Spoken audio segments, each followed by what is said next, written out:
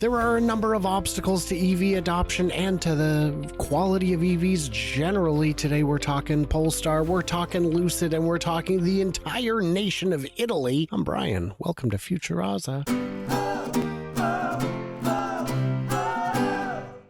So I've got Herbert, who loves my grouping of just those three small topics, just Polestar, Lucid, Italy, and the entire nation of Italy. a random country, Italy. Well, Okay. They don't think they're random, but that remains to be seen. So we'll start with Polestar and this very spicy headline from Wired. How do you solve a problem like Polestar? Oh my goodness, you got some zest in you today, Carlton Reed. The all-electric sibling of Volvo has a new CEO, new models landing, and a new plant in South Carolina, but will this be enough to stop the Polestar decline? Well, I think decline might be a strong word. My problem with Polestar is they're quite expensive. They're good cars. I haven't driven one yet, but I've had a chance to see them a number of times, and all the reviews I've read are quite good.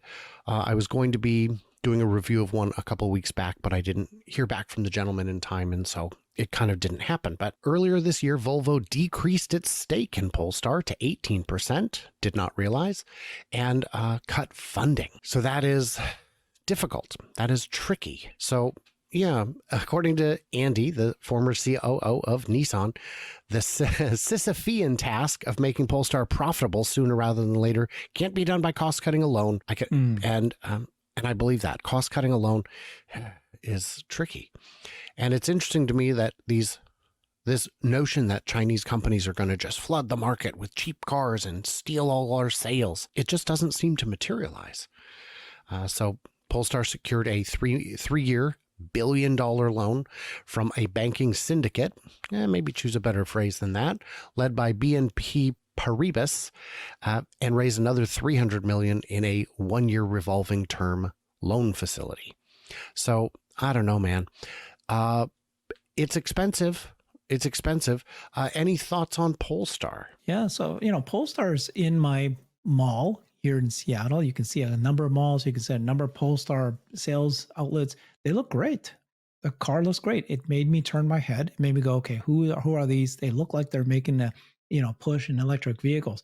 And then as you dive deeper, the actual company that owns all this is Geely, Geely. They're a Chinese car company. They have 30 different battery electric vehicles, 30 of which the entities that they own include Volvo and Polestar and Lotus, Zeekr, right?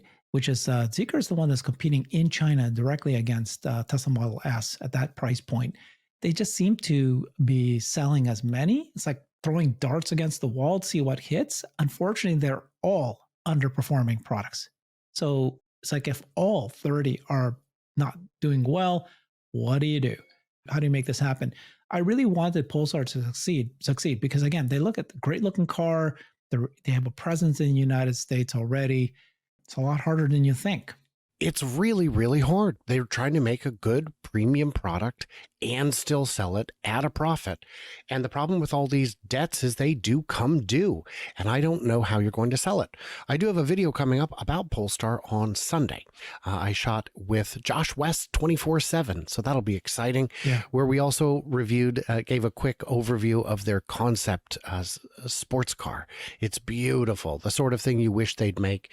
And from a practical sense, they actually could, because there's nothing too radical about it that would prevent it from mass production. What's your thought about that comment that cost cutting alone won't be able to do it? Like, what does that mean? How do you not? What other things other than cost cutting could you do? Like increase the price. But I don't know how you do that in this market. Maybe if interest rates come down a bit, you could maintain the same price, maybe go up a little, but I think it could be that they're saying, don't just give us a cheaper car. You need to rethink manufacturing.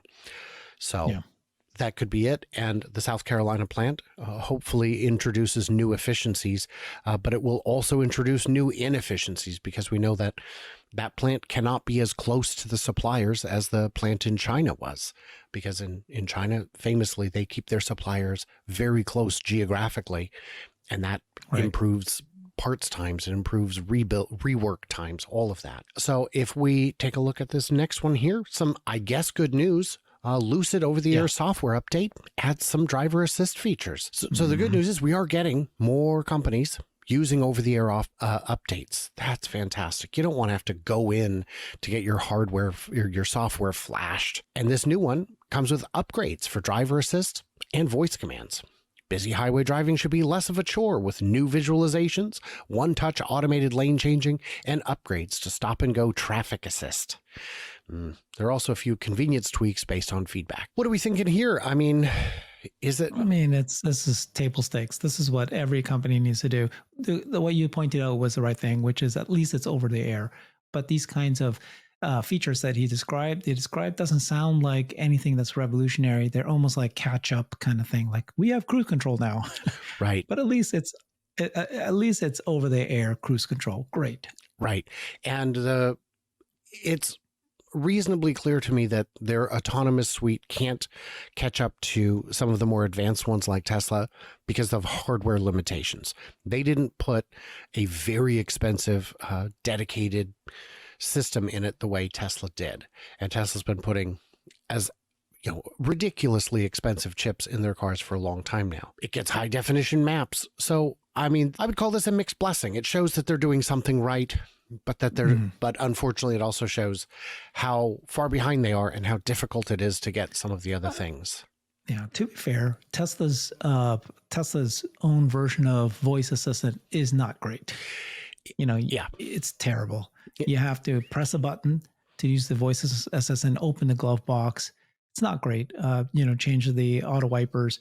So when we get this new upgrade that's coming up, and we're all expecting October 10th or soon, Grok integration, that's when really things will change. Like, that's when, this is now going to be a huge leap up beyond Apple CarPlay, or this, this is a voice assistant. They should have announced that 3 years ago. So, and I'll tell you, on the voice assist for Tesla, when I want to listen to something specific on Spotify, it works every single time. But when I want to turn on my defroster or defogger, I'd say I'm not even getting to 50-50 on those. So it is definitely frustrating in that regard. So of course, that's it. That's all we have to talk about, except for the entire nation of Italy. Italy. Right, okay. Right. And I've never been, but I've heard that the Italian food is wonderful and it's just everywhere. But that there they just call it food. Food. Yeah. Okay. So Italy is urging the EU to pause petrol car ban or risk the industry's collapse. So rather than making electric cars, what we should do is just not make them and just keep. The 2035 European Union, right? They have this European Union petrol car ban. And 2035 is not a terrible year. That's not too fast. That's not unreasonable. Yeah. I'm okay, personally, with countries removing this ban. However, my concern about this whole thing is, because you're trying to save the car companies that are existing legacy auto that is in your country, right? You want to save them. So this is just another thing that will kill them. The problem is that it's just another thing that's going to delay the adoption of electric vehicles in your country, which is fine, except that China is completely killing it, right? They are absolutely, literally killing it. They're absolutely incenting electric vehicle adoption. They're disincenting gas cars. They never really had a gas car, so they're taking that as their kind of ability to skyrocket. So the problem is, I've been saying this for so long, this is economic warfare. This is warfare. Chinese is making these, smart, I call them smart cars. It's not just EVs versus gas. It's not just this idea that, it's a different drivetrain, it's still a car. They're making smart cars. So imagine if you use the smartphone analogy. Okay, you have these smartphones. All these companies are making smartphones. But you, who's making the flip phones, we won't ban flip phones. Keep making flip phones. And then the people who make smartphones will just surpass you. You know what I mean? And it sets you up for autonomous driving, these over-the-air updates. So it's fine if they remove the ban. But It's just an admission that they are not succeeding and they've lost the game. This weekend, I heard a story on the news about EVs in China, domestic EVs. And for the story, they interviewed a taxi driver who, more of an Uber driver. It's his own car. And he has this $18,000 car. And in the story, they said it seats 5 passengers. Now, I was unclear if they mean 5 total or 5 plus the driver. But 18,000 is a heck of a bargain. But his car didn't include things like air conditioning and a radio. It didn't even have a radio. So if you're wondering why cars can be so cheap in China, it's because they have no options. There are also concerns that Europe's car industry is falling increasingly behind the U.S. and China, which have benefited from a flood of government subsidies. Well, why don't you ask for those instead of just complaining that you should? Well, they had to pull it, right? Yeah, they had it and then they pulled it. Well, I don't know how much Italy had. I know Germany had some very aggressive programs, but I don't know if Italy did. And that's not a good enough excuse to forfeit the race.